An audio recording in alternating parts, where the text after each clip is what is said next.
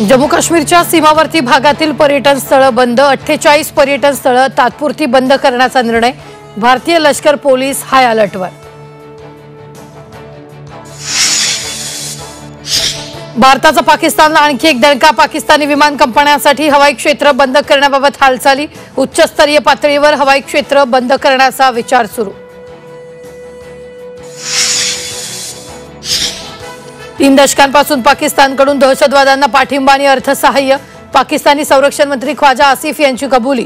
भारताच्या इशाऱ्यानंतर पाकिस्तानची घाबरगुंडी। पहलगाम हल्ल्यात मृत्युमुखी पडलेल्यांना राज्य मंत्रिमंडळ बैठकीत श्रद्धांजली। मृतांच्या कुटुंबियांना 50 लाखांची मदत जाहीर। कुटुंबियांच्या शिक्षण रोजगाराकडे राज्य सरकार लक्ष देणार।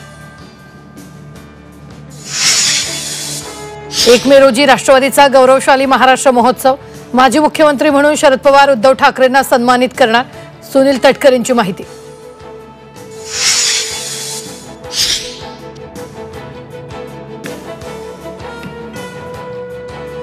अजित पवार महाविकास आघाडीला मोठा झटका देणार। राज्यातील अनेक नेते राष्ट्रवादीत प्रवेश करणार।